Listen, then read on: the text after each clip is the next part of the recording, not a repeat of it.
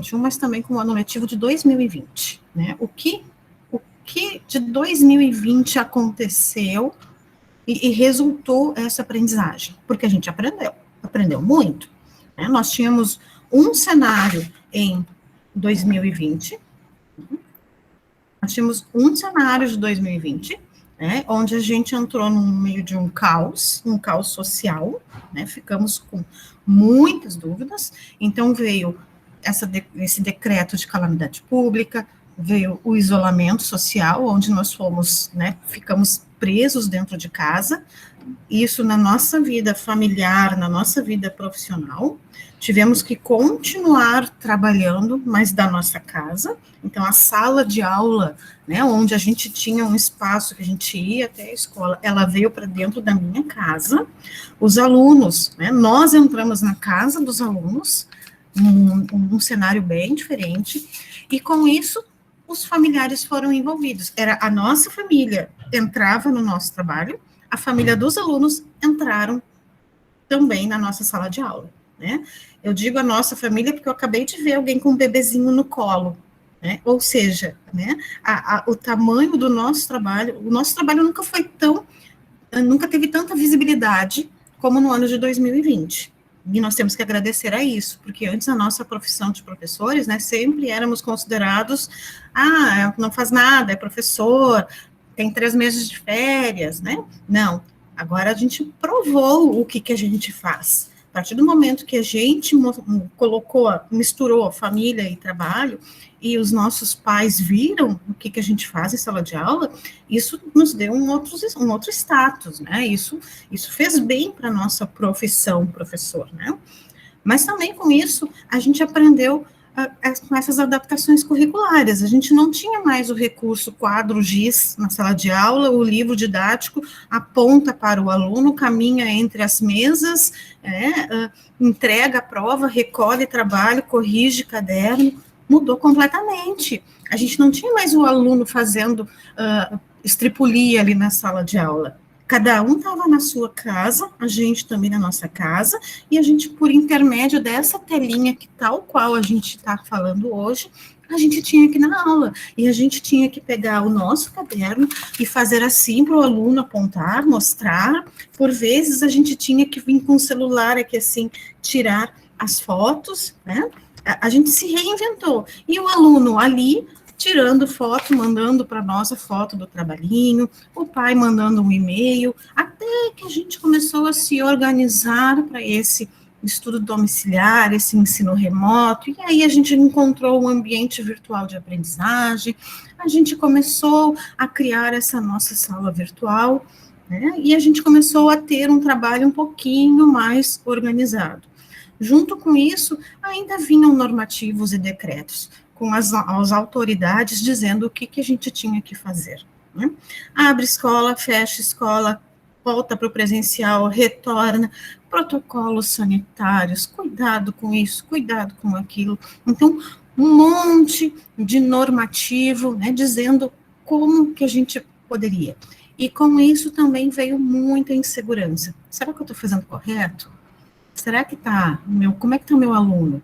Meu aluno está vindo, meu aluno não está vindo? Será que eu não estou com problema de pegar Covid? Né? O meu aluno, como é que ele vai ficar? E a família dele, como é que faz? Né? A gente teve um monte de situação no ano passado, mas vencemos, chegamos ao final do ano. Não da forma como gostaríamos, né? Que não era isso que nós tínhamos planejado, mas vencemos e chegamos ao final do ano letivo. E aí vem o primeiro semestre de 2021 e nos trouxe outras incertezas, né? E aí a gente começou a perguntar, e agora, como é que eu faço para garantir essa aprendizagem? Será que o meu aluno aprendeu em 2020? O que eu priorizo para o meu aluno aprender, né? Como é que eu faço nas avaliações? Ano passado já foi difícil eu fechar uma avaliação, como eu fazia, uma prova, trabalho, apresentação, né? Mas eu fechei uma avaliação. E os resultados educacionais? Como é que eu mensuro esses resultados educacionais?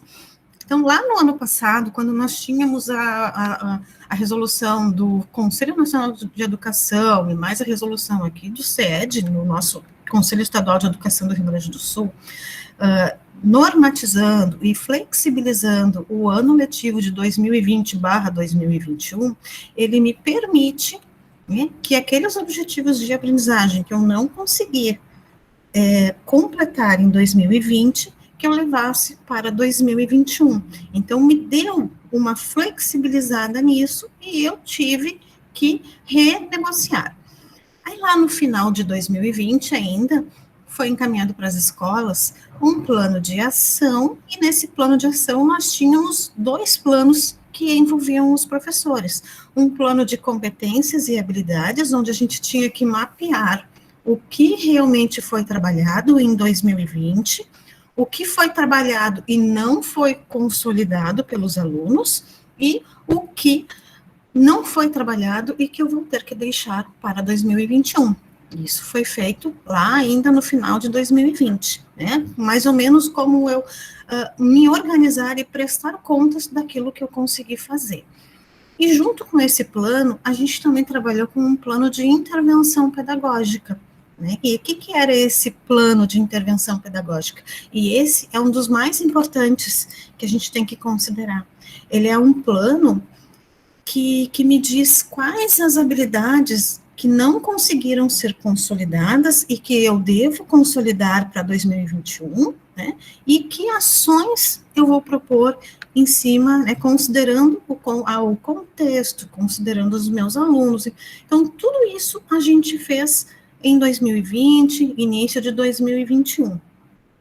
Mas a gente também pensava que a gente ia voltar para o presencial em 2021. E não foi o que aconteceu. Né? Em 2021, converso bastante com as gurias da coordenação, eu sei também que vocês tiveram momentos de retorna, não retorna, fecha a escola, volta para o remoto, vem para o presencial, não dá certo, e aí de novo dá aquela desacomodada, dá aquela insegurança, vem aquelas incertezas, e agora, como é que eu faço? A escola vai me cobrar, o pai vai cobrar, a gente fica com essas angústias. Será que eu estou fazendo certo? Será que eu estou atendendo a real necessidade do meu aluno? Ficam essas angústias, né? Mas e aí, como é que eu faço? Né? E aqui eu quero abrir um espaço para vocês. Eu quero que vocês me digam quais as principais angústias dessas que vocês têm. É realmente essa cobrança, né? Será que eu estou fazendo correto? Será que eu estou agindo de forma certa? O que vocês estão sentindo? Vou dar uns minutinhos que eu preciso que vocês me respondam. Um por vez, por favor.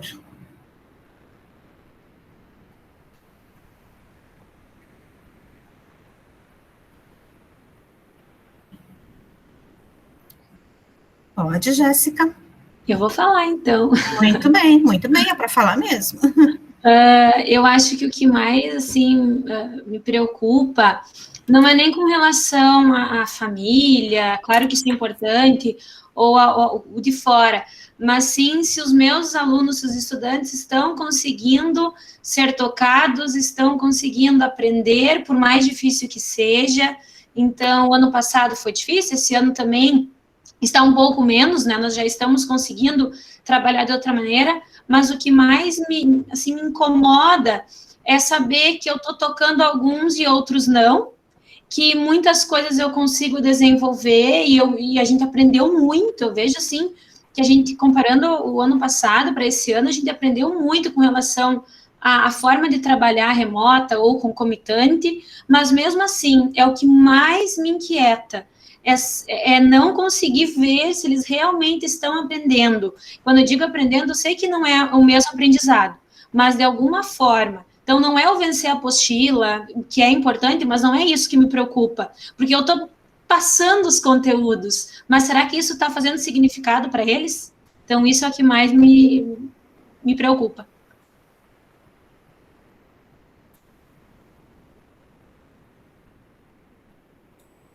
Posso falar?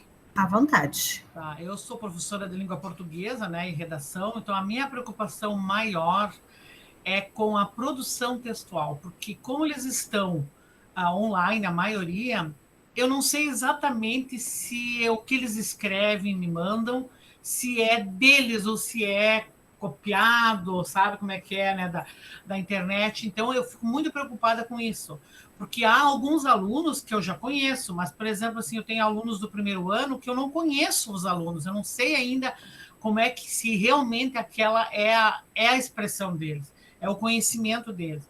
E outra também porque eu gosto muito de trabalhar com oralidade, sabe? Com a questão assim da oratória, da desenvoltura, da dicção. E como eles estão online, muitos deles não gostam de falar. Né? E mesmo os que estão lá presencial na escola, porque eu trabalho online, né? Porque eu tenho comorbidade, então eu ainda não fui para a sala de aula presencial. Então é essa a minha preocupação. E como diz a Jéssica, o conteúdo eu estou dando, né? A gente está passando, mas a minha preocupação no português é a produção textual e essa questão da oralidade, da dicção, de saber se expressar assim corretamente. Então, é essa a minha preocupação. Com aqueles alunos que eu já conheço, está tranquilo. O problema é que tem alguns alunos que eu não conheço. Até eu brinquei esses dias, eu disse para eles, se eu encontrar vocês na rua, eu não vou reconhecer. Então, vocês têm que me cumprimentar, sabe? Porque tem alguns que eu não conheço. Infelizmente, eu sou muito afetiva, eu gosto de conversar, de botar a mão no ombro, né, e pedir, se, por exemplo, se está com problema, alguma coisa, não sei se porque a gente já é mãe. Tudo o que não podemos fazer, né? Conversar, botar a mão. Que eu, como sou mãe e sou vó também, então eu tenho essa afetividade com os meus alunos. Então, isso está me fazendo muita falta, sabe, realmente. Então, isso é preocupante mesmo.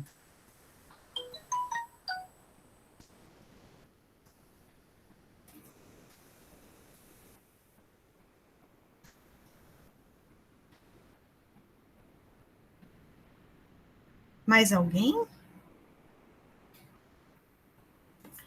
Povo tímido, não me disseram isso. Me disseram que eram bem falantes, né, Francisca? Bem falantes. Mas tudo bem, né?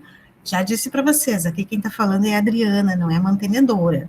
Tá? E é isso que importa, é aquela pessoa que também está em sala de aula, que também compartilha com vocês dessas angústias. Maria Solange, eu também sou professora de português, né? E essa dificuldade a gente sente, né? A Jéssica a gente já conhecia, né, Jéssica? Tudo bem. Alguns rostinhos são conhecidos que a gente vai fazendo esses trabalhinhos por aí, né? Vamos viajando no Rio Grande do Sul. E realmente, Maria Solange, essas inquietações, né? Até que ponto é ou não é, né? Se os meus alunos não estão fazendo aquilo ali simplesmente porque eles são obrigados a entregar. Agora, eu só te pergunto, antes não era assim? Eles também não faziam, às vezes, algumas atividades apenas porque tinham que entregar? Sim, com certeza, eles faziam, mas, por exemplo, nem a redação, eu gostava muito de ver como é que eles estavam fazendo. Então, eu gostava de os rascunhos, eles iam lá na frente me levar, ou eles me chamavam. Pede fotos, pede fotos do processo. Então, eu sei, assim, que aquilo ali é deles, sabe? E agora eu não sei ainda. Então, aqueles, eu peço fotos, né? Eu peço fotos para os meus alunos. Olha, vão mandando, vão tirando foto e me mandem. Vão, como vocês estão... Dá um trabalho, dá um trabalhinho, assim, né? Mas tudo bem. Mas vamos seguir, né? O que importa quando a gente escuta, né? Você bem falou, Maria Solange, que você trabalha muito com a oratória, né? Mas a gente também precisa trabalhar a escutatória, né? A escutatória ela é muito importante, a gente também tem que ouvir, a gente tem que estabelecer uma comunicação muito boa com esses nossos alunos, tá? Então, aquilo que está nos afligindo, é muito natural que a gente está sentindo. Será que o meu aluno está aprendendo, né, essas preocupações? As preocupações são as mesmas de antes, nós também tínhamos essas preocupações lá em 2018, em 2019, só que elas não tinham um potencial tão grande como agora. Porque lá eu tinha outros recursos, lá eu tinha presencialidade, lá eu estava na escola, eu conversava com a escola, conversava com colegas, né, eu conversava com o aluno, conversava com os pais. Agora não, a gente está meio isolado, a gente fica com essas incertezas, né. Então, a gente também tem que ouvir o nosso aluno, a gente também tem que conversar com ele, a gente tem que estabelecer essa comunicação. Assim como a escola escuta vocês, vocês também têm que praticar esta escuta com os alunos de vocês. Eu sei que é difícil, né? É difícil, a gente está ali na frente de uma tela. Como é que eu estou falando com uma tela e eu não consigo tocar, eu não consigo pegar na mão, eu não consigo olhar no olho, ver aquele brilho do olho, né? Mas é um outro momento e eu preciso ter esta comunicação. Muitas vezes a gente fica falando e eles não nos dão retorno. Deixa eu abrir um parênteses, esta semana a Maria Solange foi uma prof que encaminhou vídeos para o La Salista no Enem, né? Nós fizemos a avaliação, estávamos fazendo a seleção dos professores, e eles, o critério de inscrição era um vídeo de uma aula gravada, até para a gente ver a desenvoltura, né? Será que está adequado o conteúdo e tal. E a gente recebeu vídeos atuais, de aulas atuais. E ali a gente sentiu muito o que esse professor está vivendo hoje, né? Então, ele está dando a sua aula, né? Ele mandou uma aula gravada, ele está dando a sua aula, aqui ele está na sala de aula com os alunos virtuais, com os alunos presenciais, ele está preocupado como é que ele está transmitindo para quem está na sala, como é que ele está transmitindo para quem está na tela, ajeitando a câmera, né? Virando a câmera, assim, para adequar o que está atrás dele, o que está no quadro, o que está escrito, né, para atender. Então, realmente, assim, é um trabalho muito intenso que o professor tem vivido. E eu sempre dizia para as gurias que o ano de 2021 ele ia ser mais desafiador do que o de 2020. Porque o de 2020 a gente estava em casa, a sala virtual era para todos. E agora a gente está no momento híbrido, né? Então, a gente está meio a meio. E é mais desafiador ainda.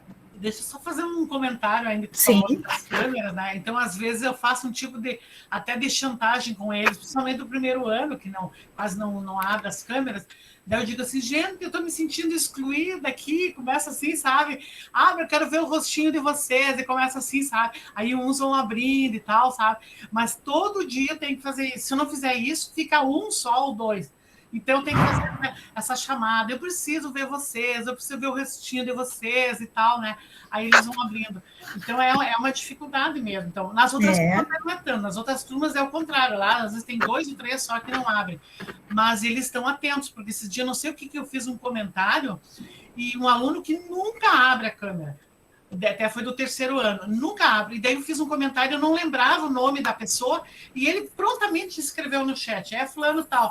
Daí eu percebi, ele não abre, mas ele está atento, porque eu estava comentando e eu nem cheguei a terminar, assim, ele já colocou o nome. Prof, é esse aqui, daí ele disse o nome da pessoa, sabe?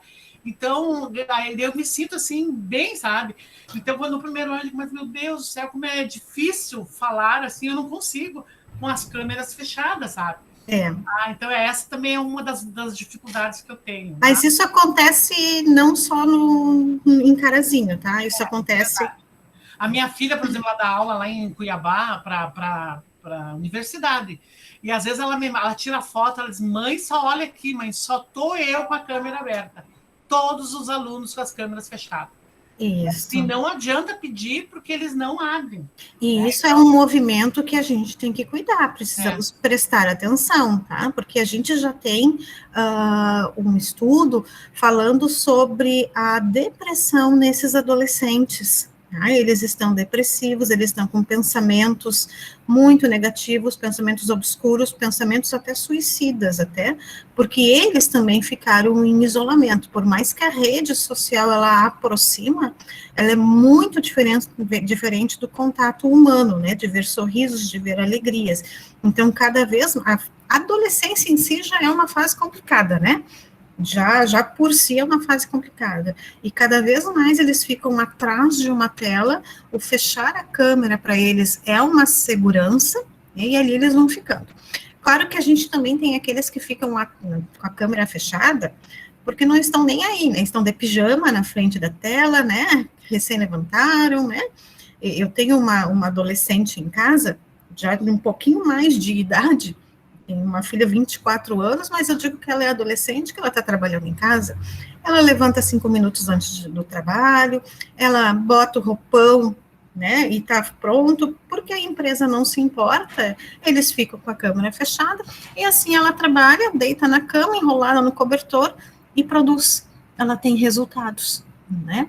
Claro, ela adaptou o dia a dia dela, ela adaptou a intimidade dela para atender isso. Então, para ela, a empresa está super satisfeita com ela porque ela tem resultados.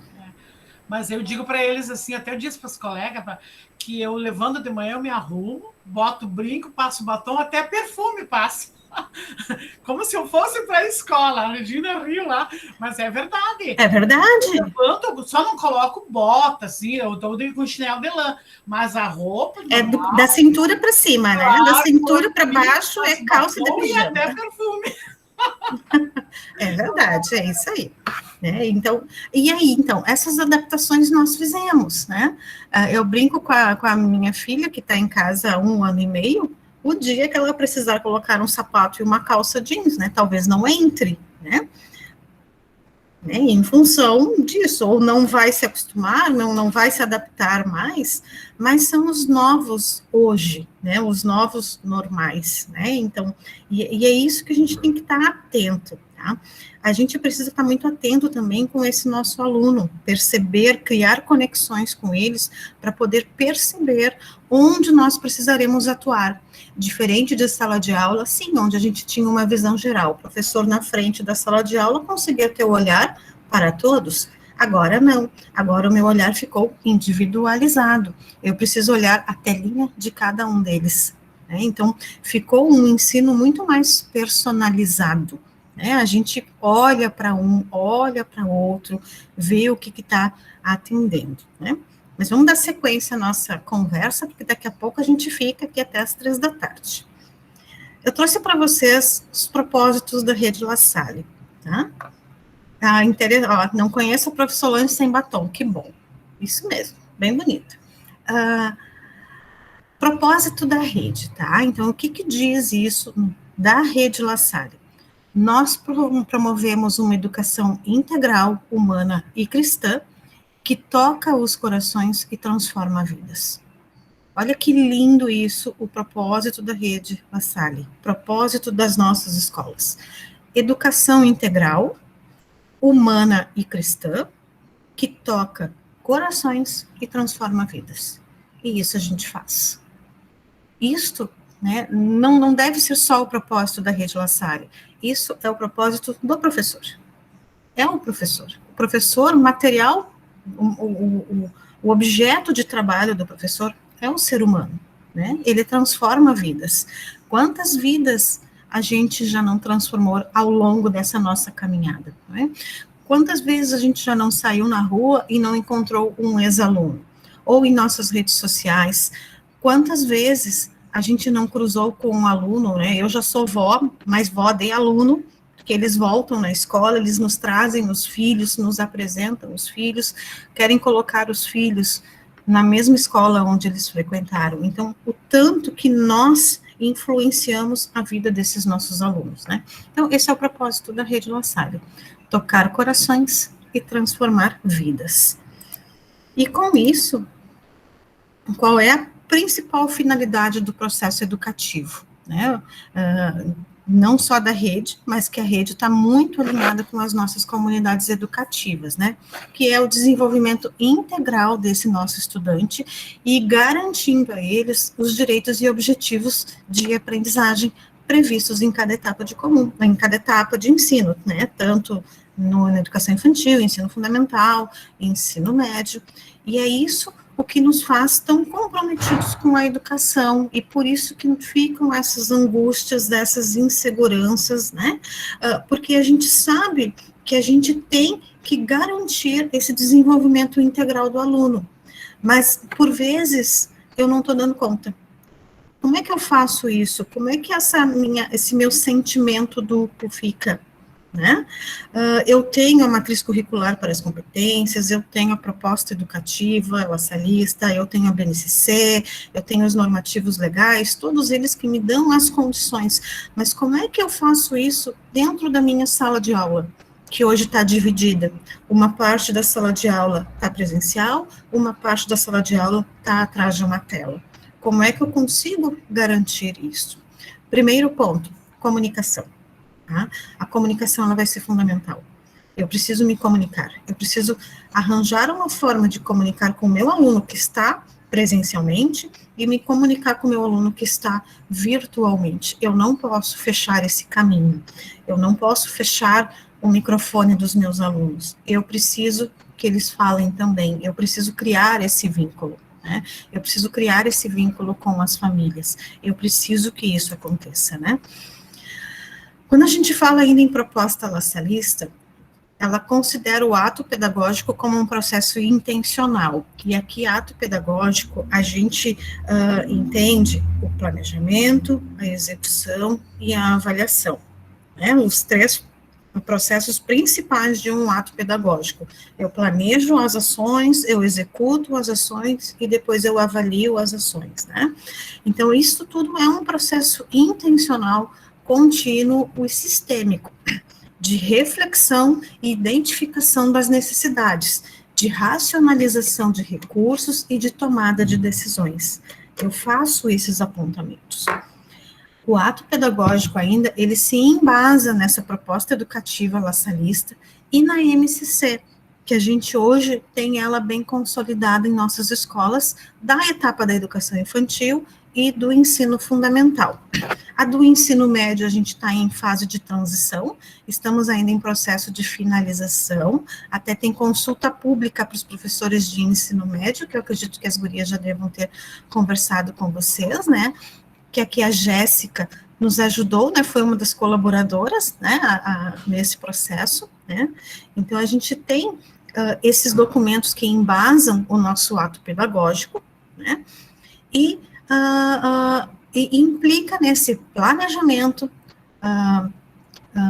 o estabelecimento das metodologias, né, e estratégias para executar, e nessa constante avaliação. E, por final, trata-se de um processo imprescindível em todos os setores da atividade educacional. Não é só o professor que planeja, a gente tem que planejar como um todo, é a escola que planeja, a coordenação que planeja, o professor que planeja, e o estudante também precisa planejar, ele precisa compreender o que ele está fazendo, né, ele precisa compreender o que ele está fazendo, e ele precisa ter essa sua proposta de trabalho, né, ele precisa compreender também como fazer, né, só um minutinho. Uma aguinha para a garganta, porque hoje com esse frio, ar-condicionado e tudo mais é difícil. Que bom se fosse um chimarrão, fiquei com vontade de tomar chimarrão hoje. Mas como é que eu faço tudo isso para garantir a aprendizagem? Vocês já devem ter ouvido falar nesses 3 pontos aqui, né? A gente trabalhou muito isso lá no início do ano. Avaliação diagnóstica, planejamento de ações e intervenção pedagógicas e priorização de atividades. Falamos nesses 3 pontos. Então, como é que eu garanto a aprendizagem, que é uma das inquietações que foi trazida por vocês aqui, né? Como é que eu sei que o meu aluno está aprendendo ou não está aprendendo, né? Por vezes, realmente vai ser difícil eu identificar, né? Vai ser complicado. A gente sabe também que muitas coisas do ano passado, quando a gente... Toda a avaliação, todo o resultado educacional de 2020, ele não é fiel, né? A gente não tem os dados fidedignos. Eu tenho 100% de aprovação, mas quem me diz que aquele 100% de aprovação realmente era aprovação? Eu tenho aquela nota do aluno, mas quem me diz que aquela nota do aluno representa realmente o tanto que ele aprendeu ou não? A gente sabe disso, porque a gente flexibilizou muitas coisas no ano passado, nós permitimos muitas coisas. Por vezes o aluno não entregava o trabalho e a gente dava uma nova chance, uma nova reflexão. Em alguns momentos, em alguns lugares, eu ouvi dizer, inclusive, que os professores baixaram a régua. Não sei se é o caso de Carazinho, mas a gente ouve isso. Abaixamos a régua do limite para o aluno, para dar nota para esse aluno, para ele seguir, para aprovar. Tem que aprovar, né? É isso que tem que ser? Então tá, isso aconteceu, né, no ano passado. Muito bem, mas aprovar, ter um resultado final, isso significa que teve aprendizagem? Nós estamos focados nisso, nós não estamos focados em percentual de aprovação, nós estamos focados em saber se aprendeu ou não. Até porque o aluno que aprendeu e ele segue, ele avança, ele vai dar continuidade aos seus estudos, e para isso ele precisa, né, da sequência, ele precisa que eu encaminhe, que ele precisa do pré-requisito, né, para dar continuidade, né. Então, nós falamos muito nesses 3 pontos: avaliação diagnóstica, planejamento de ações e intervenções pedagógicas e priorização de aprendizagens. Esses 3 pontos não tem que ficar só lá em março, tá? Eles têm que seguir no nosso trabalho. A avaliação diagnóstica, ela é constante, a gente precisa continuamente parar e refletir sobre isso. A gente tem que ver, será que o aluno sabe sobre isso, ele compreendeu isso, e com isso a gente vai planejando ações de intervenção. Elas não ficam restritas ao início do ano letivo. No retorno agora do recesso, vocês vão parar novamente, vocês vão fazer um diagnóstico novamente, vocês vão planejar ações de intervenção, porque esses alunos vão ficar 15 dias sem ter contato com os conhecimentos, né, sem contato com os conteúdos, então vocês vão ter que rever, e com isso acarreta na priorização de aprendizagens. Eu não estou mais aqui para fazer o registro do livro didático de carreirinha, né, eu tenho que saber o que é essencial, né, o que eu preciso trabalhar com o meu aluno, tá, e com isso a gente sabe que no ano passado, com essa flexibilização do currículo, aquele contínuo curricular, ele permitiu que algumas habilidades do ano passado, que não foram consolidadas ou não foram mesmo ministradas, né, a gente trouxesse para 2021, mas também não me garantiu a aprendizagem. A gente já tem notícias que vai ser flexibilizado novamente esse currículo para 2022, tá?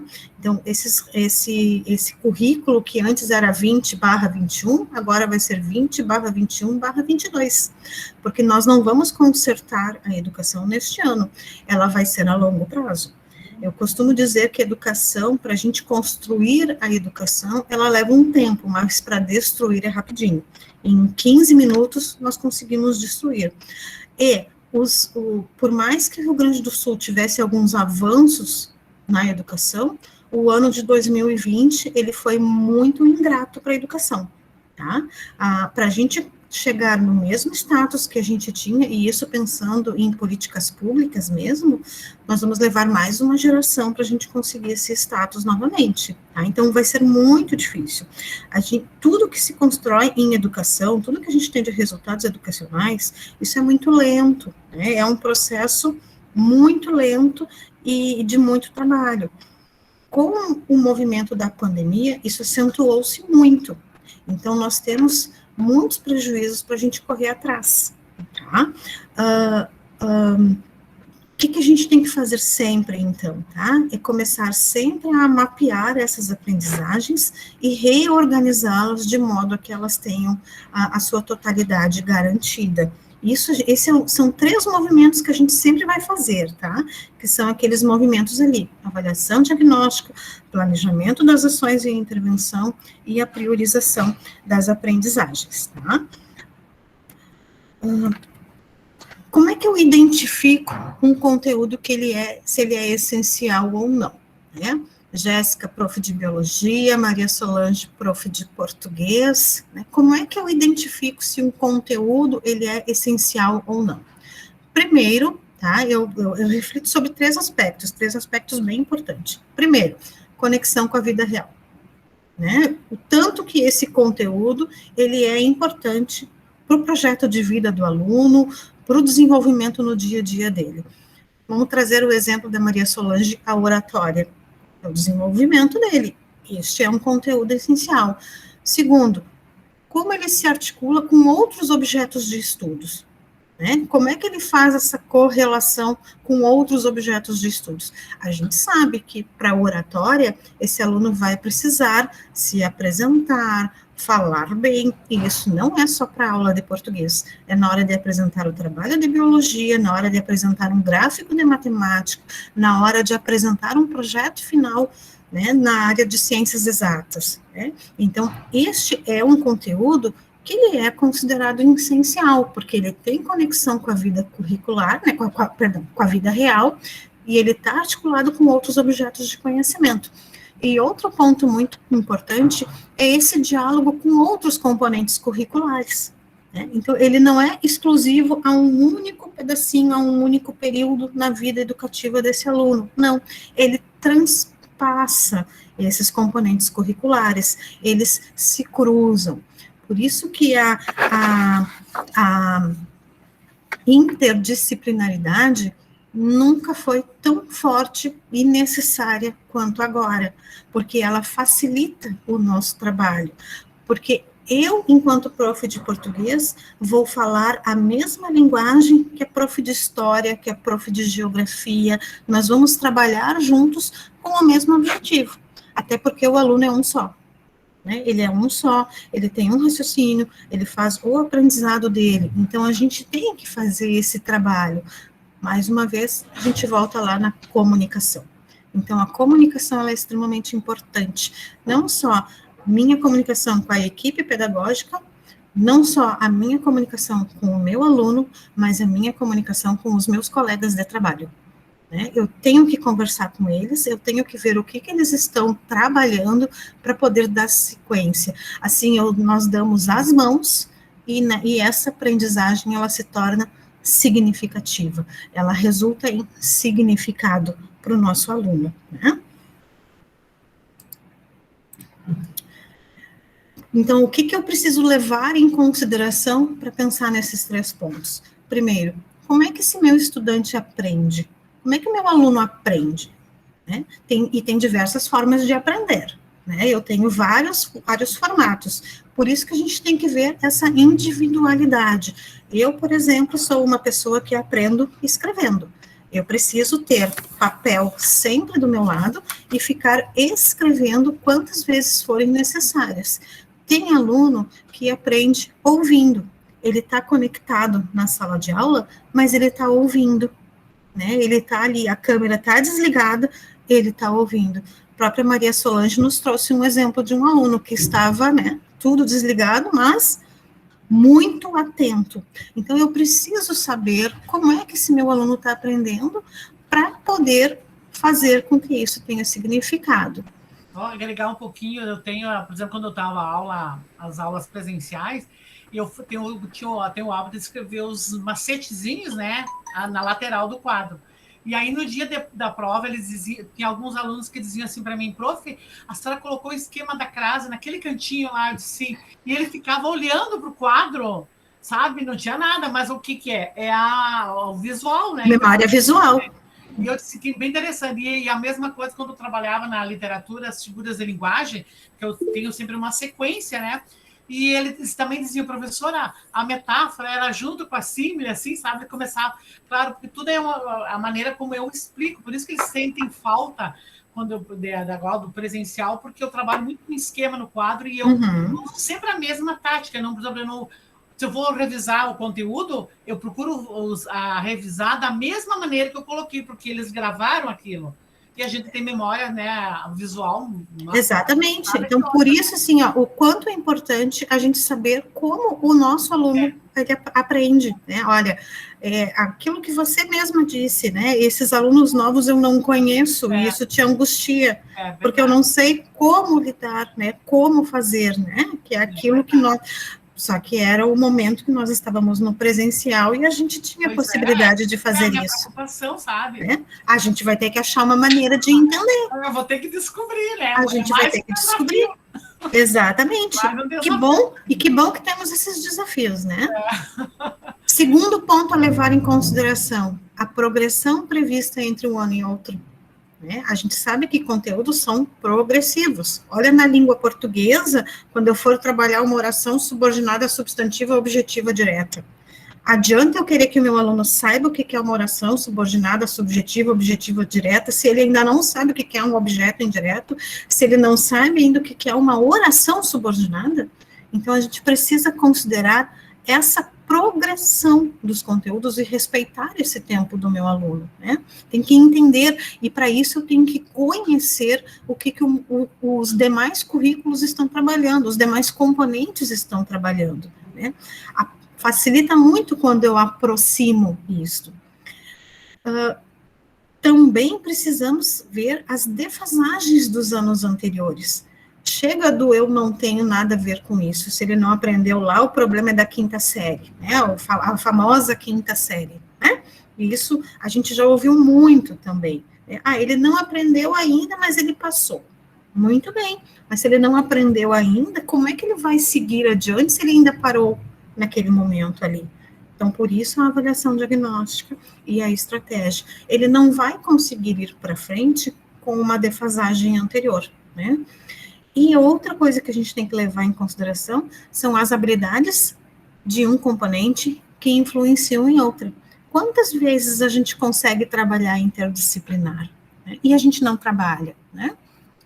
Exatamente, Janaína, não faz sentido seguir se ele não está, né, no processo, né? Professor aqui de anos iniciais tem uma vantagem, porque trabalha de forma integrada com um currículo integrado, consegue fazer essas relações. Já nos anos finais e no ensino médio é um pouco mais difícil, porque eu preciso do outro para saber. Por isso que planejamento coletivo, ele é muito importante. Eu preciso de, mais uma vez, comunicação com os meus colegas. Eu preciso saber o que vai estar no planejamento dele que eu possa contribuir. Exemplo, história, literatura e arte, né? História, literatura e arte. Quantas vezes esses componentes se cruzam? E não seria muito mais fácil a gente trabalhar numa linha do tempo e falar a mesma linguagem? Física e matemática, né? Os dois calcanhares de Aquiles aí, né? Física e matemática. Quantas vezes precisamos desse movimento, né? Quantas vezes nós precisamos cruzar conhecimentos de matemática na física, e que faria muito mais sentido para o aluno se todo mundo trabalhasse ao mesmo tempo junto, né? Então, a gente precisa levar em consideração esses 4 pontos. Como o estudante aprende, a progressão entre um ano e outro, as defasagens dos anos anteriores e as habilidades de um componente que influencia em outro, tá? Então, olhar para o estudante. E aqui, a questão da comunicação, né? Então, o que eu tenho que ter? Eu tenho que ter um acolhimento para esse meu estudante, busca ativa, sim, né? É uma responsabilidade nossa, sim, busca ativa, né? Para esse aluno que não está participando, e entender o porquê que ele não está participando, e ter estratégias diversificadas. É o que a atualidade me exige, né? Diversificar. Já foi o tempo em que eu vinha para uma sala de aula com uma única proposta, um único modo de ser, né? Um único plano A e executar. E vai dar certo esse plano A. Foi-se o tempo que era fácil fazer o trabalho, não é mais fácil, né? Eu tenho uma turma muito heterogênea na sala de aula, então eu preciso também de estratégias diversificadas. Mas onde é que está o meu foco? No estudante e nas suas necessidades, né? Então, é o meu objeto de estudo, é o estudante. E a gente vai refletir um pouquinho sobre a avaliação, né? A gente precisa refletir sobre o papel da avaliação, o real papel da avaliação e sua função nesse processo. Por que eu estou avaliando? Eu estou avaliando somente para dar uma nota? Eu estou avaliando apenas para ter um resultado final de aprovação ou de reprovação? Ou eu estou avaliando para ver, né, a aprendizagem? Até que ponto essa aprendizagem foi realmente consolidada? Até que ponto essa aprendizagem foi significativa? E até que ponto eu vou ter que rever, reorganizar e replanejar para garantir essa aprendizagem, tá? Então, a gente sabe que a avaliação, ela tem aquelas funções tão faladas, né? A diagnóstica, a formativa, a somativa. Mas muito mais importante nesse processo é a avaliação diagnóstica, porque é onde a gente faz o processo de reflexão, o processo de intervenção necessária e específica para que a gente possa dar sequência, né? E a avaliação, ela é uma tarefa didática necessária e permanente do docente. Todos os dias nós precisamos trabalhar com essa questão da avaliação, né? E aí vem algumas preocupações, do tipo, será que estamos, né, atingindo todos os alunos, né?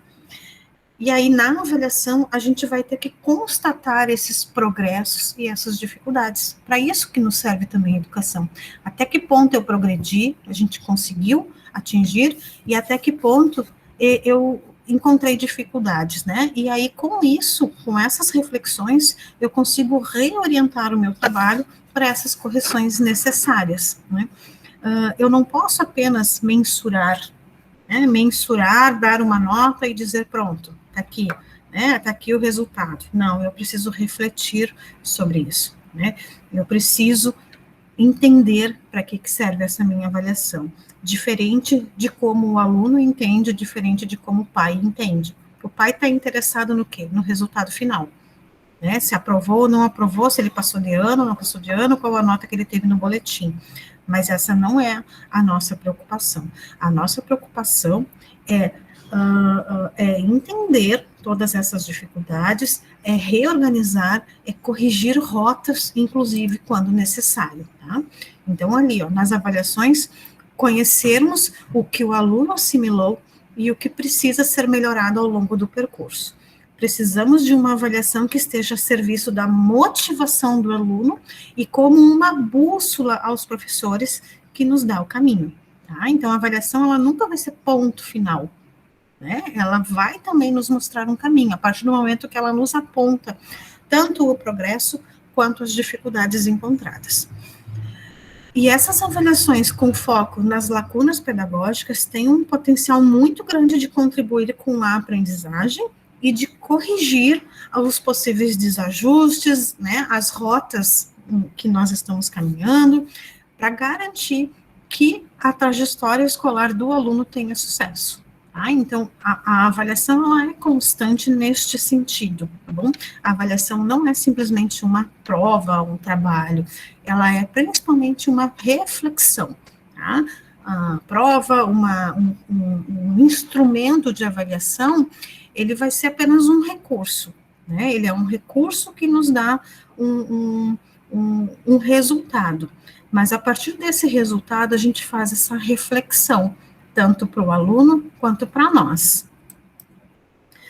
E proficiência, né? Resultados educacionais. Sábado ainda eu estava lendo uma pesquisa que saiu em São Paulo sobre todos os prejuízos na proficiência, prejuízos educacionais no ano de 2020/21 com a pandemia, né? E o que essa perda de proficiência vai acarretar no futuro da educação. Como a gente já falou antes, né, a educação, ela tem um grande impacto na política pública, né? O nível de escolaridade do estudante, ele vai impactar socialmente de forma muito significativa. Nós temos já sabemos, né, que muitos desses resultados dessa perda de proficiência vão acarretar futuramente com perda de salário, inclusive. Isso vai ser uma das consequências da pandemia, tá? Até que ponto a gente pode afirmar isso, a gente ainda não sabe, mas sim, os resultados vão ser muito ruins para o futuro da educação.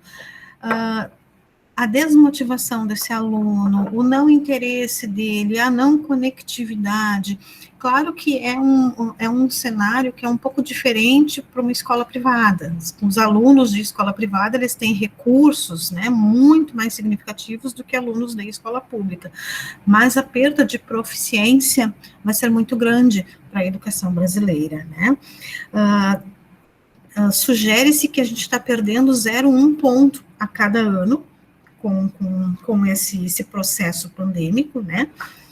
Mas a gente não tem que ver só por esse lado, a gente tem que ver também o que está acarretando nesses alunos. Falamos há pouco que esses alunos estão, algumas vezes, depressivos, porque eles estão atrás eles estão atrás de uma tela, né? Então, os impactos disso na vida de um aluno, essas angústias que vocês sentem, quem garante que esses alunos também não estão sentindo essas angústias, né?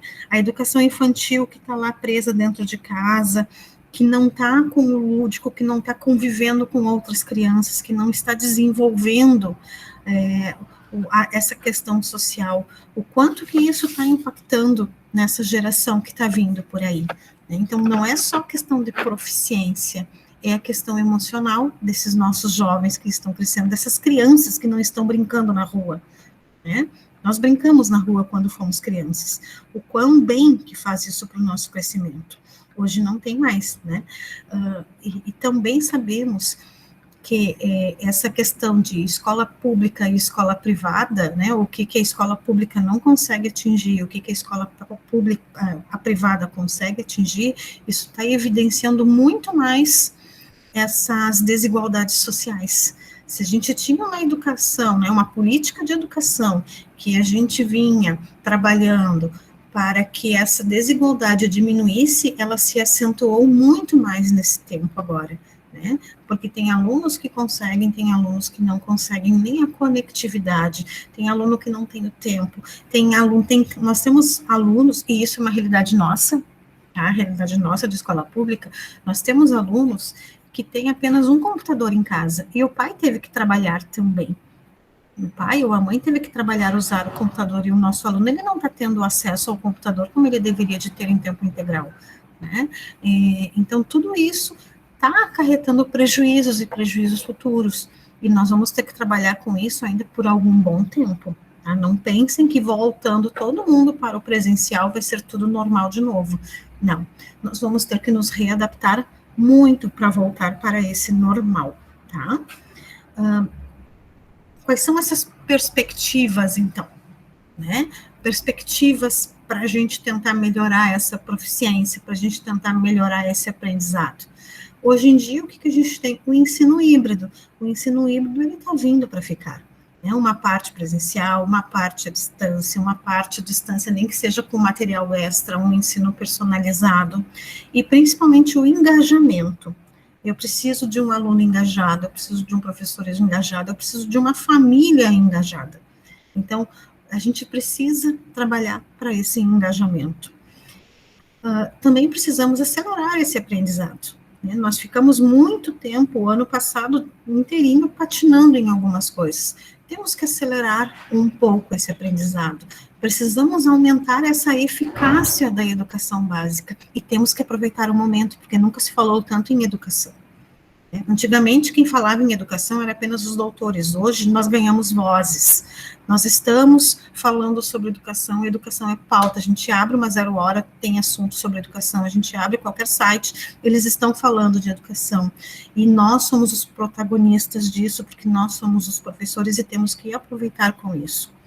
Nesse período, também temos que otimizar o currículo. Como é que a gente otimiza o currículo? Vendo quais são as aprendizagens essenciais, vendo como esses conteúdos se interrelacionam, fazendo essa interdisciplinaridade, a gente otimiza isso. Não fica um professor falando, outro professor falando, outro professor falando. Fica o coletivo, nós falando ao mesmo tempo, otimiza o currículo, tá? E a eficácia desse ensino híbrido. Ele veio para ficar, e ele veio presencial e remoto. O que é necessário que seja presencial? O que eu posso deixar para o remoto, né? Quantas vezes a gente está fazendo aula de reforço nesse remoto, e está dando certo, porque a gente está atendendo algumas especificidades. Então, isso a gente tem que compreender, tá? Ações importantes, ações que são muito importantes dentro dessa nossa proposta. Primeiro, interação entre os profissionais da escola e as famílias. A gente precisa conhecer essa família, a gente precisa conversar, a gente precisa interagir. E aqui, quando eu boto profissionais, são todos. Tá?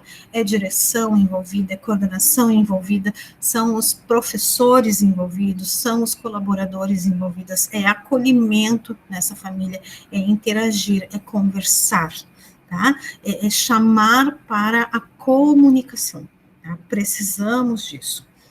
Segundo ponto, papel da família definido. Vamos chamar para responsabilidade. Não é? A família, ela tem um papel importante e ela se viu perdida nesse processo. Por muitos momentos, a família, ela teve que fazer o papel do professor, porque era ela que estava lá naquela ponta, ainda mais com os pequenos, que não são tão autônomos quanto os maiores, não é? Mas também temos que definir direitinho esse papel da família, porque a família, em determinados momentos, ela entrou na sala de aula, ela invadiu a sala de aula, e ela não respeitou o trabalho do professor.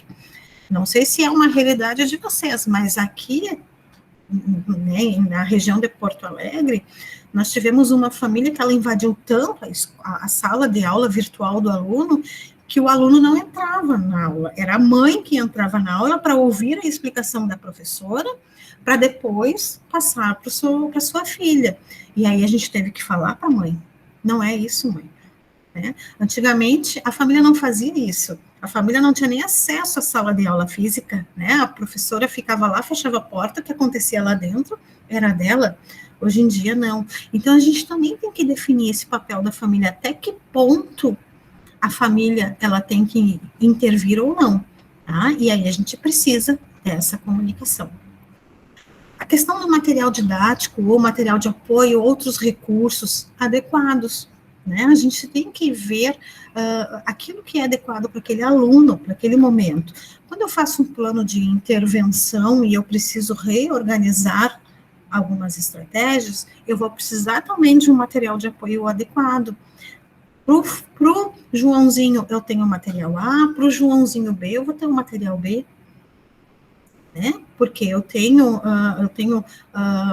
perfis diferentes, eu tenho níveis diferentes dentro de uma sala de aula, e eu preciso disso. E mais um ponto, a comunicação verbal entre professor e estudante. Nem sempre vai ser visual, tá? Nem sempre. Eu não posso exigir a comunicação visual, porque não tem uma lei que me diga que o estudante é obrigado a deixar a câmera aberta. Eu não tenho isso. Mas a comunicação verbal, sim.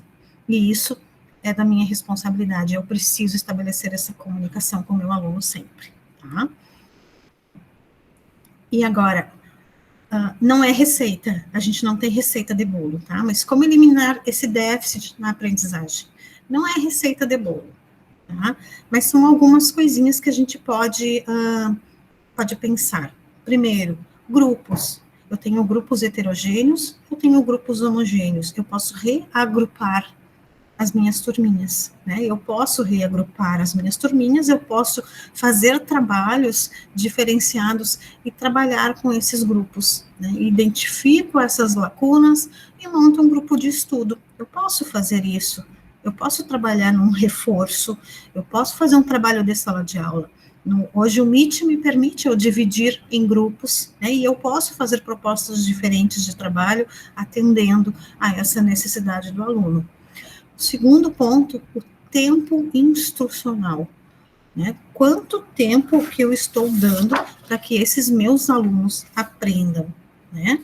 Como é que eu faço isso? Eu tenho carga horária, eu tenho 2 períodos semanais, como é que eu divido esses meus 2 períodos semanais para dar conta disso, tá? Então, otimizar esse trabalho.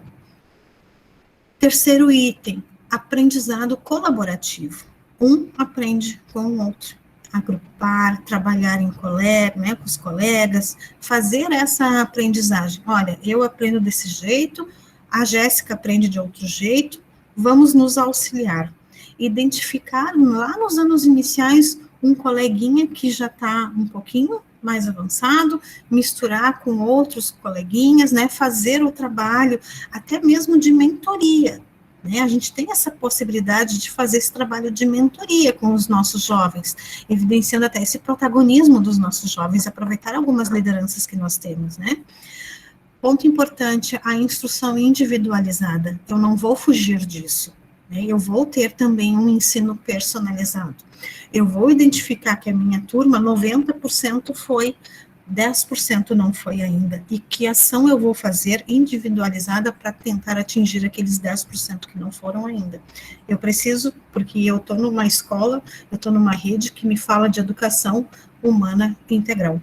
Né? Então, eu tenho que trabalhar com todo mundo, eu tenho que dar as mesmas condições para todo mundo.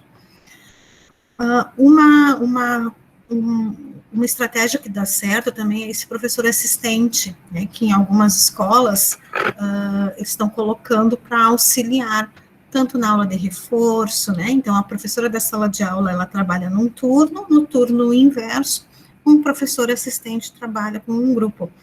Tem vários exemplos disso, né, desde os anos iniciais até o ensino médio, é aula de química focada, que não deu certo, então é um professor assistente que ele está ali te auxiliando, né, um professor do turno integral que não está sendo bem aproveitado, um projeto com a biblioteca mesmo, né, hoje em dia a biblioteca ela não está tão presencial, a bibliotecária está disponível, vamos fazer esse trabalho de aproximação.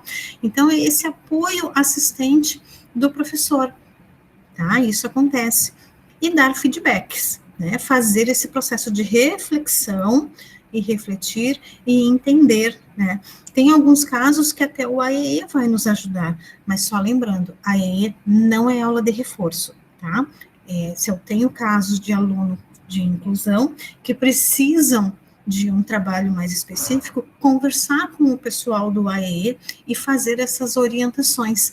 Mais uma vez, comunicação, conversar com todo mundo.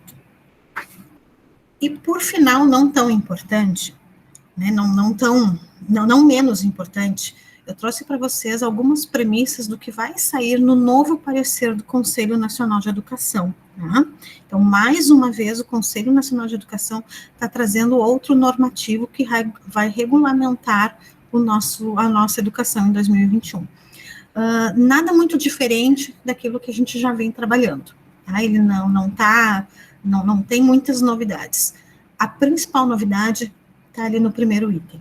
O Conselho Nacional está recomendando o retorno imediato às aulas presenciais. Nunca foi tão evidente que o aluno precisa estar em sala de aula. Né? Ele precisa voltar. Então, nós vamos ter logo na sequência um normativo que vai dizer, sim, temos que voltar à presencialidade. Assim como no Rio Grande do Sul, nós tivemos um normativo muito importante quando o nosso governador decretou que a educação é uma atividade essencial e nós podemos voltar para a presencialidade. Claro que considerando a garantia desse cumprimento das medidas sanitárias, considerando todo esse protocolo, tá? Então, o parecer, ele vem trazendo essas premissas.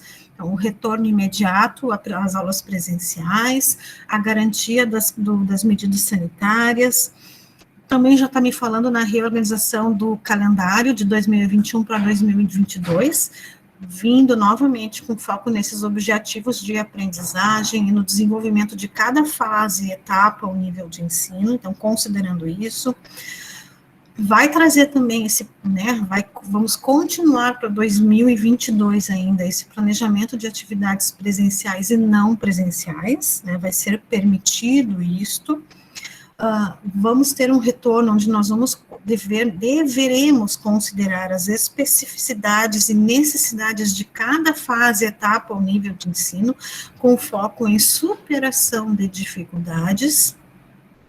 Vem também essa questão de acolhimento, né, acolhimento tanto aos profissionais, quanto aos estudantes, quanto às famílias, tá, eu continuo com essa necessidade, vai trazer a utilização cada vez mais de estratégias e metodologias ativas, com foco no uso da tecnologia como forma de mediação, tá, então, cada vez mais a gente vai trazer essa questão da tecnologia dentro da sala de aula, e com foco principalmente nas séries finais, né, aquelas que são de conclusão de etapa.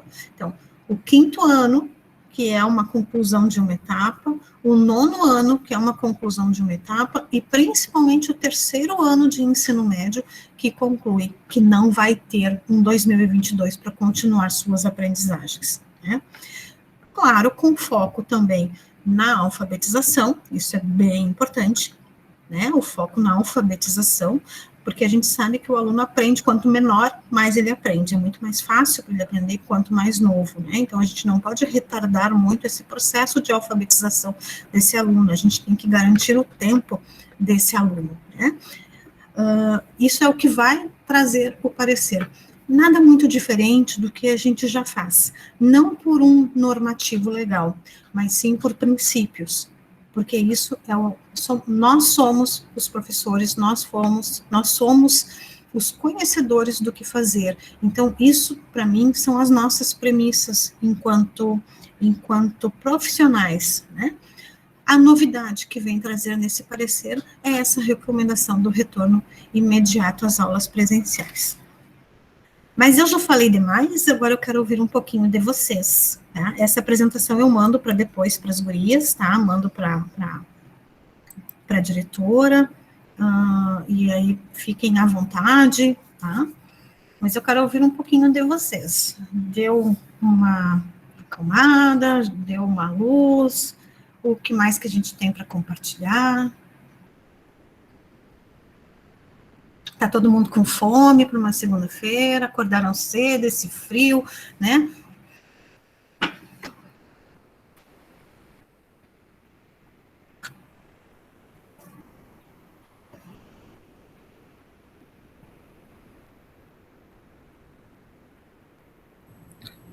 Um por vez. Agora eu vou falar, né, Adriana? Um por vez, por favor. Todo mundo junto. Isso.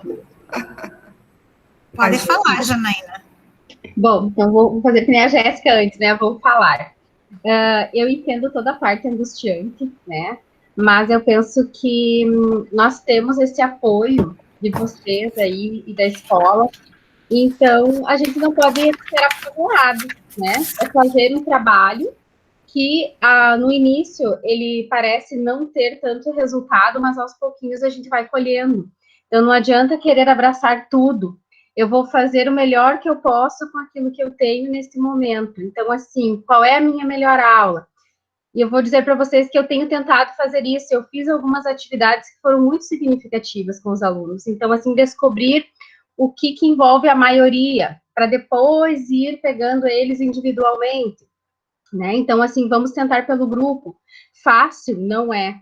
Nós nunca vamos conseguir atingir a todos. Antes nós falávamos sobre um trabalho e é assim, né? Aqui, todos nós, uns entendem, uns não, uns acham mais fácil, outros acham mais difícil. Então, eu vejo por esse lado, assim, acalmar, né? Se acalmar, acalmar-se. E ir aos pouquinhos, ir planejando, conversando. Essa ideia de ver o que o outro trabalha, eu acho muito interessante, porque chama a atenção dos alunos quando eles percebem que existe um trabalho em conjunto e o quanto isso é importante. Quando eu sei um pouquinho do que o professor trabalha, Regina conta aí esses dias a alegria dos alunos do 9º ano que colocaram cálculo no quadro e eu respondi. Aí eu não lembrava de uma regrinha e eles me ensinaram. Eu disse, não, eu sabia mais ou menos o caminho, faltava só a voltar lá, né? Quanto tempo sem fazer aquilo. Então, assim, o quanto é importante eles saberem que a gente valoriza o trabalho do outro professor, que existe todo esse apoio, todo esse grupo pensando neles, né? E na aprendizagem deles. Então, eu deixo essa mensagem positiva aí para os colegas, né? Já me colocando sempre à disposição, né? Para trabalhos, para auxílio e tudo. Isso é muito importante que você trouxe, né, 2 reflexões. Primeiro, tá? Os resultados na educação, eles não são imediatos, tá? E isso a gente tem que compreender. Eles demoram um tempinho para que a gente tenha resultado. Então, essa insegurança de querer fazer tudo com pressa, a gente não vai conseguir. Tá? E segundo ponto, o aluno, ele gosta muito, sim, de saber quando os professores estão conversando, né? Por que sempre tem diferença do aluno que ele endeusa a professorinha da primeira série, da segunda série, né, dos aninhos iniciais ali, e ele já não vê tanto significado nessa professora quando ele é mais velho, né? É por isso, porque para para ele, aquela professorinha que está ali, ela sabe de tudo, né? Então, assim, ele olha, ele vê, assim, com admiração, porque ela sabe de tudo. Agora, quando um aluno percebe que os profs estão tendo a mesma conversa, que eles estão, né, se conversando, que às vezes um trabalho que ele faz pode estar ligado com outros componentes, né? A gente não precisa, tenho 9 professores, 9 trabalhos. Não precisa disso. A gente pode otimizar isso. Um trabalho pode servir para muitas coisas, né? Ele vê muito mais significado nisso. E isso faz com que ele se engaje muito mais nesse processo. Né? Isso é bom para ele, porque ele, ao invés de fazer 10 trabalhos, cada um de qualquer jeito, apenas para entregar, ele vai fazer um trabalho com muito significado, que vai resultar que vai nos trazer, né, algumas situações muito importantes.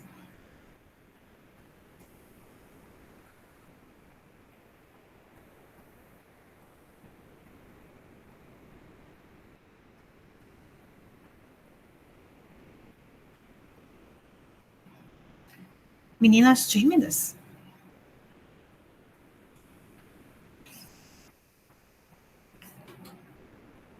Bom, vamos então dar uma encerrada, né? Vamos deixar a cabeça pensando um pouquinho, né? Eu não quis trazer muitos conceitos pesados para vocês, porque tem que ser um momento leve. A gente está pensando agora num descanso mesmo, né? E já me disseram que quarta-feira vai estar muito frio, e que bom poder ficar em casa embaixo das cobertas, não precisar levantar cedo, ou para ir presencial, ou para atender uma chamada, né? Então, vamos aproveitar esse momento aí. Espero que tenha contribuído um pouquinho com vocês. Agradeço a participação, né? E eu me senti muito honrada de poder entrar neste grupo, né? De poder dividir com vocês, né? Fazendo essa viagem para Carazinho hoje de manhã. Muito feliz porque eu estou aqui no ar-condicionado, não estou pegando esse frio daí, né? Coisa maravilhosa, assim, mas agradeço muito por poder refletirmos juntos um pouquinho e falarmos de educação, aquilo que é, para nós, né, é o que nos toca o coração, né? Então, muito obrigada a todos, tá? Fiquem bem e que Deus nos acompanhe. Amém, amém. Adriana, então, agradecemos a tua disponibilidade, né, e sempre está aí, como as meninas comentam, as profs, né, comentam que elas, enfim, têm qualquer coisa que elas precisam, elas se remetem à coordenação. Nós, da mesma forma, qualquer coisa que nós precisamos, nós nos remetemos a você, né, relacionadas às questões pedagógicas. Então, a gente agradece essa tua disponibilidade, né, nas nossas conversas, né, Adriana, nos nossos encontros, a gente tem refletido muito, né, sobre estes novos momentos, né, as angústias, os desafios, né, mas também as alegrias, né, que tivemos a oportunidade de vivenciar todo este tempo, né, e enquanto educadores, eu acho, principalmente enquanto educadores, né, a gente teve essa grande oportunidade, como você falava no início, né, a gente era conhecido por ter muitas férias, ter muitas regalias, né, ter muitas... e tivemos a oportunidade de mostrar, de fato, o que é a escola, né, Isso. É que muitos pais, que a gente acaba atendendo presencialmente, eles só relatam, meu Deus, como que essas profs dão conta? Como que elas aguentam? Como isso? Como aquilo? Como elas têm paciência? Então, a gente também fica muito feliz por esse reconhecimento, né? Então, agradecemos e, com certeza, no segundo semestre teremos mais alguns encontros, mais algumas reflexões, né? Muitas coisas surgindo, né? Muitas demandas surgindo. Eu digo, tenho o privilégio de acompanhar lá do berçário até o 3º ano do ensino médio. Então, se você conversar com a prof do berçário, tem uma demanda. Se você conversar com a prof da creche nível 1, tem uma demanda. A creche nível 2, outra demanda no sentido vamos falar agora da pandemia, né? Exato, Então, exato. são crianças, eles têm a vida toda pela frente, né? Tem muita caminhada, mas a gente sabe que muito da formação dessas crianças é até os 4 anos, né? Então, as preocupações, e eu penso que no momento que as profs estão demonstrando preocupação, estão preocupadas, né? Estão pensando nisso, refletindo nisso, a gente com certeza está contribuindo na formação dessas pessoas que nos são confiadas, né? Então, mas agora, né, a gente já está se encaminhando para o recesso, é importante o desligamento, né? E uma coisa bem importante, Francisca, a gente saber que vem mais desafio pela frente. Né? Não sofrer por antecipação, mas exatamente, né? Não, nada sem sofrer por antecipação, né? Mas vem bastante desafio pela frente, tá? E a gente vai ter que avançar. Né? A gente tem que andar para frente. Tá? Ano passado a gente andou para trás. Né? E foi necessário o andar para trás em algum momento. Só que agora a gente tem que começar a andar para frente. A gente tem que começar a avançar, a gente tem que começar a se impor um pouquinho mais também.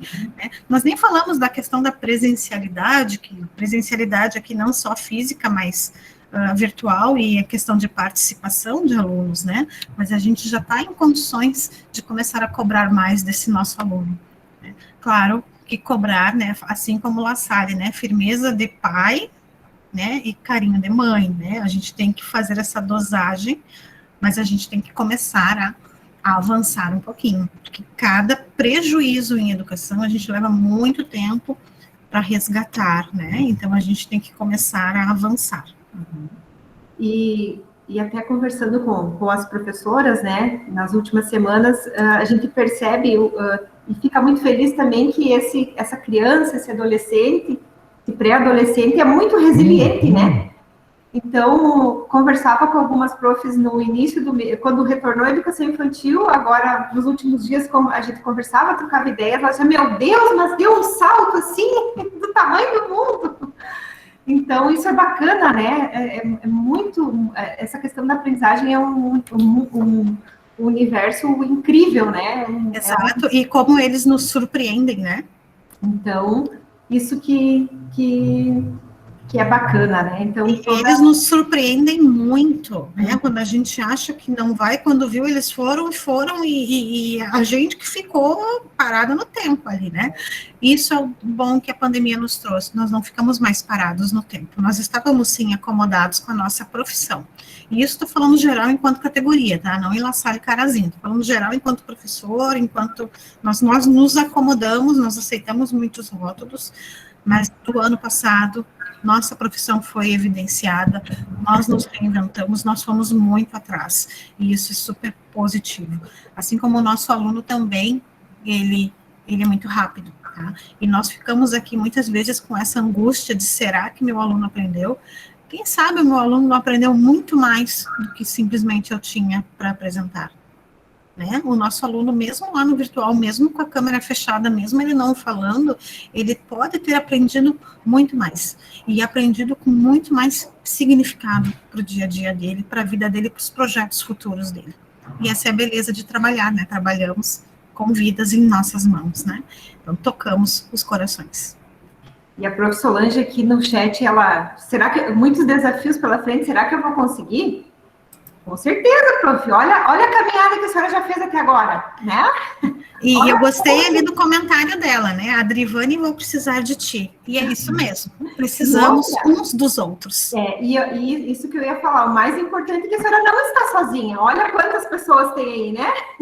Exatamente, né? Então, estamos aqui unidos, né? Isso não aí. só professores, né? Mas a escola como um todo, e saibam que a mantenedora é junto de vocês. Né? A gente tem cada vez mais essa missão de estar junto com as nossas escolas. O ano passado, Adriana, quase que eu desisti, quando começou a entrar ali a pandemia, eu disse, Adri, eu vou desistir. Ela disse, não, tu não vai desistir, eu vou te ajudar. Pois ela veio todo dia aqui em casa, nos dias que tinha aula, ficava me assessorando, ela ficava ali na sala, qualquer coisa ela dizia, eu vou te ajudar aqui, realmente, né? Mas é desafiante mesmo. Para quem não é muito da tecnologia, porque eu sou mais do falar aqui, né? Mas foi bem interessante, né? Que bacana. Que bacana, isso mesmo. Saibam que não estão sozinhos. E aqui no nosso grupo a gente tem as Google Girls, né? Tem umas meninas que são bem entendem bem dessa parte, né? Então elas nos ajudam e daí isso faz com que acalme nossa ansiedade, né? Eu agradeço sempre a Jéssica, a Michele, a Gabriele. A Gabriele chega a vir aqui em casa, às vezes, né? Porque eu também digo, ó, Gabi, ou tu vem ou eu vou sair correndo. Então, essa parte aí que teve, dessa interação, dessa ajuda, eu acho que é muito significativa, né? Esse é um exemplo de um trabalho colaborativo. Isso aí, eu acredito que não tem preço, que nem eu digo, né? Eu sempre digo para a Gabriela, eu não sei como que eu vou te pagar, mas enfim, né? E eu percebo já nem digo mais, Regina, para a Adrivânia, não sei como eu vou pagar. Eu não sei também como é que eu vou pagar elas. Eu percebo que os estudantes, eles veem isso. E isso vem de encontro do que a gente falava antes, né? Quando eles veem que a gente está trabalhando assim, aí a gente fala que a gente se ajuda, que a gente se reúne, acho que foi a Jana que comentou isso antes, né? E eles percebem. Então, isso reflete também dentro da sala de aula, né? Saber que nós estamos todas interligadas, né? E vocês não têm a noção da alegria que é ver de fora, né? Aí você vê um grupo, você vê outro grupo, nível, né? Olha, é assim, é um sentimento único, né? Chega na sala dos professores, mas o trabalho é interdisciplinar e tal detalhe, tal detalhe. Aí chega lá na educação infantil e o recadinho lá do... ela fez, mas ela já fez cópia para todas nós. E daí chega nos anos iniciais também, tem um detalhe lá, trabalho colaborativo o tempo inteiro, gente. É a coisa mais linda que existe neste mundo. De maior satisfação, de maior alegria. Então, como eu coloquei o recado lá do Dia do Amigo na sala dos professores, a minha alegria é poder compartilhar os meus dias com tanto conhecimento, né? Tantas relações positivas, tanta coisa boa, né? Então, e isso com certeza reflete lá nos alunos, né? E que é o nosso bem maior, nosso motivo, nossa motivação por estarmos aqui, né? Então, que a gente possa continuar desta forma no segundo semestre, nos ajudando, estando juntos, né? Continuar contando um com o outro. Esses grupos do WhatsApp são ideias, comunicação. Ideias e sugestões viu? Comunicação. Tem que ter comunicação. É um Google Documentos. Exato. Começa, outro termina e vai. Isso mesmo. Então, tá bom, gente. Eu quero agradecer realmente a participação. Não sei se vocês continuam, se tem mais jornada hoje, se tem mais assuntos, né? Se vai ter uma pausa para o almoço agora, que é importante, né? A gente carrega a alma, mas a gente também tem que carregar o corpinho, né? Para manter o corpinho assim não é fácil, né? Tem que ter assunto. Tá? Agradeço muito e viva Jesus em nossos corações. Para sempre. Para sempre. Obrigada, Diana.